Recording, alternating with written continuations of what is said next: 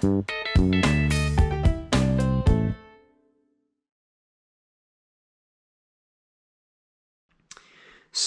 if you're playing world rules pool, then sooner or later it's quite likely that you might end up with one player covering a pocket. Now whether that's deliberately or by accident, it depends on the sort of player you're playing against.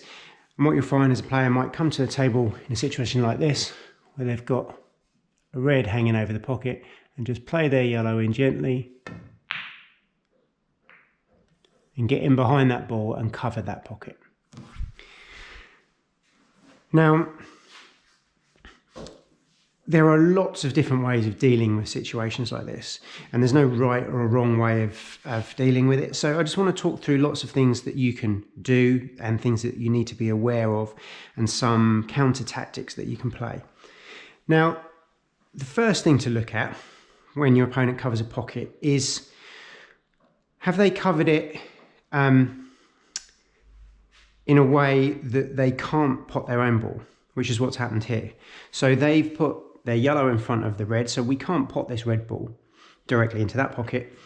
But they also can't pot their yellow easily either. They might be able to play it very gently from this sort of angle into there, but it's not an easy pot for them either.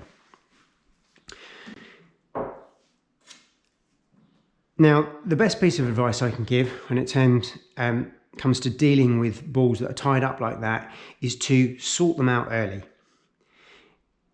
The worst thing you can do is leave them till the end.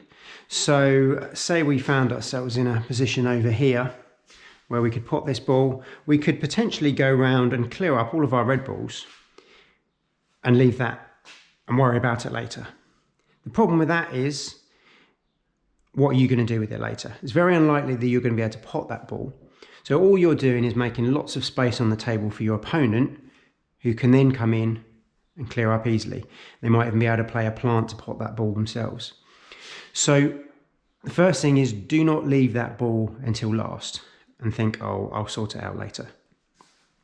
If you get a chance to sort it out early, sort it out early. So we might think, okay, let's get it out straight away on our first shot. If we're reds here, we could come in and we could play this ball into the cushion here, and we get it out into the open. Now, in that situation, we were quite lucky in that we've tied up one of their balls, which is quite good. But say, for example, we got that ball out and we ended up in a situation like this. Now, if you look at the yellow balls, if you're facing a fairly good player, they could quite easily clear up here. All the balls are fairly open, and a decent player might be quite capable of going around and clearing those balls. So although you've freed your ball up, you've handed an advantage to the opposition. You've also made this ball in the corner easier to pot. So sometimes getting the ball out straight away is not the best thing to do. So what could we do to help ourselves if that's the situation? And it is different every time. I must stress this. There's no set way of doing this. You need to look at the table and address where things are before you make those decisions. Say, for example, we're thinking of moving that ball, and the yellow player had a ball on the cushion over there and another ball on the cushion over here that might be difficult. Then you might think to yourself, depending on who you're playing, I can get that out because I don't think my opponent can clear up from there. And this is obviously very dependent on who you're playing against. You need to be aware of how good that player is that you're playing against. So you might decide at this point, it's early enough in the game that I can get my ball out back into play without risking too much my opponent clearing up. But if they aren't, if their balls are easy to pot, then maybe what we can look at doing is buying ourselves some time. So what do I mean by that? So say, for example, your opponent had a ball over near this pocket. We might look at playing a ball down to cover that pocket ourselves in return. So if we play this ball down towards the corner pocket, not trying to pot it, We've now covered a pocket in return, making this ball difficult for our opponent. So we have now both got a ball cover in a pocket, which means, depending on what the yellow player does next, maybe on our next shot, now we might look at playing that red out, knowing that we've got some cover over here. So we could look, depending on where we were, if we were coming in from this side, we could maybe play cushion first to try and flick the red away from the pocket. Okay, the yellow player can now pot that ball, but now they've got a ball tied up, and we've completely flipped the situation. So, yes, deal with the balls early, but just be careful that you're not opening up the table to your opponent.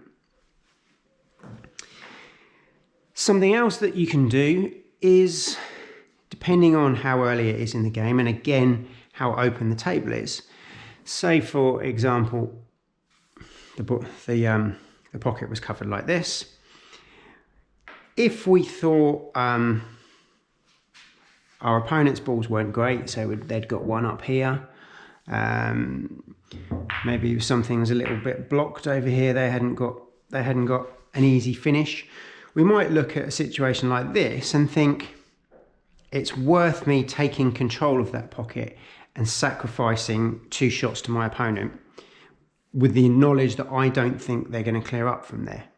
Now, you need to be careful with this, because obviously if you give your opponent 2 shots, you're giving them an added advantage. So you need to know your opponent, you need to know how likely they are to win the game from there. Again, the earlier you do this in a game, the less chance you have of it backfiring. You don't do this sort of thing when there's 2 balls left on the table. So we could come into this situation, we could play our red ball, and on purpose pot the yellow ball. We've given our opponent 2 shots, but we're hoping that they're not going to be able to finish up from that position. Now, when you do that as well, you'll notice there we've not actually left our opponent an easy shot on this ball. They could probably still just about pot it. But we could have played that shot in such a way that we try to leave our opponent with no shot, as long as it's legal. Now, what I mean is, if you're playing a foul, you need to make sure that your opponent can hit one of their balls on both sides. Otherwise, it's a foul snooker, and then they've got ball in hand and they can move the ball. So think about where your opponent's balls are, and you can try and play a shot that doesn't leave them a shot on their first ball. Try and think of an example here. We could, if we were coming from over here, if we put our ball, if we put the white down onto this bottom cushion, we've given our opponent 2 shots, but they haven't got an easy first shot. Yes, they can clip this ball into here, but they're flying up around the table. They're not positioned great.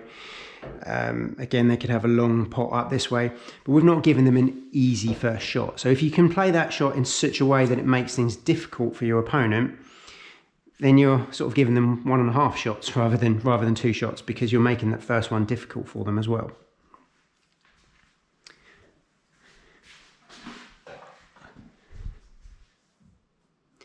Another option that we can do is we can use one of their balls, or the black ball, to reverse the situation. So, say for example, I found myself in a position like this. I could look at playing the yellow into my red to put their yellow in the pocket, and I'm the red player. So if I played that shot,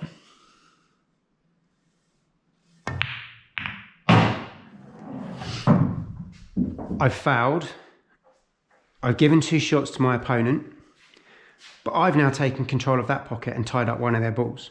So I've completely flipped the situation around. Yes, they've got 2 shots, and they might be able to use their first shot to get this ball out, which I would recommend that they did, but they still haven't got an easy clearance afterwards. We've got something covering the ball up here. So again, this is all stuff you do early in the game when you've got problems for your opponent to try and solve. What you wouldn't do is, if all of these balls were out the way and the black was left, I wouldn't play that shot just with those two left, handing my opponent two shots, because they could get their yellow out with one shot, pot it with the next, and then finish on the black. So you need to be careful with that sort of thing. We could do exactly the same thing with the black ball. So obviously the black ball can be used by either player once they get onto the black. But if we can cover the black ball with one of our own balls, then it makes it not potable for our opponent. So again, if we played the black ball into the red ball to pot the yellow,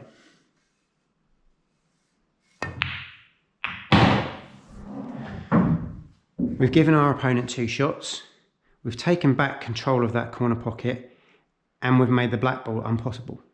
So, okay, they might have two shots, they might be able to pot these balls, sort out their problems up here. If they can do all of that without using their free shot, then they might be able to get the black ball out and pot it, but it's a big ask. And again, you need to be aware of how likely you think your opponent is to be able to do that. If they use those shots and they go for it and they don't manage to do that, they might have freed up the table, and then you can come in and you can clear up. We can still pot our red there. So it's quite a good tactic to use that. It seems a little strange at times, and sometimes you have to maneuver yourself into a position to be able to get the black there. So, you might need to bide your time a little bit to find yourself, if your opponent keeps leaving over here, then you can't play that obviously. But if you find yourself over the right side of the table to be able to do that, then that can be quite an effective shot. Finally, let's just have a quick look at actually how we get our balls out. So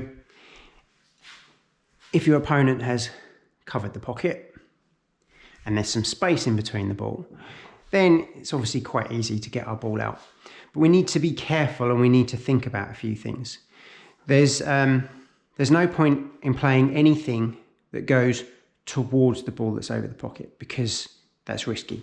If we try and play in this way, there's a likelihood of making contact with that ball and potting it and giving away a foul. So everything we play needs to be away from the pocket, and that applies to the white and the red. So if we were trying to hit the red directly here, we need to make sure that the red is going away from the yellow, which would mean hitting it on this side. So if we hit it this side, then we know it's coming away from the ball. And at the same time there, we're also making sure that the white's not going towards it. So I played to this side of the red, and I played low on the white so that the white was coming into the cushion and away from the yellow. What I don't want to be doing is playing this way on the red, but forcing the white in that direction, and possibly, say our yellow was slightly over here, if we pushed our white forward, there's danger of it getting a double kiss and ricocheting into that yellow and knocking that yellow in. So you need to be careful about both the white and the red and which direction they're travelling away from it. Now, obviously, the further away the red is from the yellow, the easier that is to do. When they're very close, that can be really difficult. And especially if they're touching like that, even if I catch this red fine on the side, there's a likelihood of me shoving that yellow into the pocket. So if these balls are touching, then we need to find a way of contacting the red so we can bring it away without going towards the yellow. Now, the way we do that is we need to use the cushion. Now, we still need to be very careful, because any movement that way on the red is going to push the yellow in that direction. So we would need to use the cushion, but we need to make sure that anything is pushing the ball in that direction, which is quite difficult to do. And you can see quite easily if I do this and get it slightly wrong, still pushing the yellow towards that pocket. And it's a very difficult one to deal with. You need to make sure that you get right in behind to knock it away that way. Even then, you need to be careful that you don't touch the yellow. So you have to be brave with that sort of shot. It's difficult and you have to be very accurate. So make sure you spend your time coming in, looking at these angles, come around and look closely and work out how you can move the red away from it. But at such an angle, the white is then not going to go back into the yellow. So there's a fine margin between being too far this way and shoving things that way, or being too far this way and catching the yellow with the white. So the main points to remember when you find yourselves in these sorts of positions is to assess the table first of all. Look around. As soon as you see something like that happen, don't ignore it. Don't leave it till the end and think, I'll worry about it later, something will happen. Look at the table, assess the table and think to yourself, how likely is my opponent to be able to clear up? If you think the table's fairly safe, sort out that problem as quickly as you can. Do not leave it. If by moving that ball out of the way, you're leaving your opponent an easy clearance, then look at some way of biding yourself some time by making life difficult for your opponent, either moving their ball over to a cushion, covering something yourself in return. It can get very tactical, and if both players are using both of these techniques, then things can get tied up, and that's the beauty, or the some people don't like it about world rules. It can be very frustrating, and some players relish that tactical battle. Others don't like it and get fed up with it and can be forced into rushing things. You need to use that to your advantage if you're playing this game. Sometimes you have to be tactical and bide your time and let your opponent make the mistake. So think about these things early. Don't rush it. Look at what else is available to you. Take your time and work out as much as possible how you're going to get out of that situation. Don't just leave it to chance and hope that it sorts itself out later.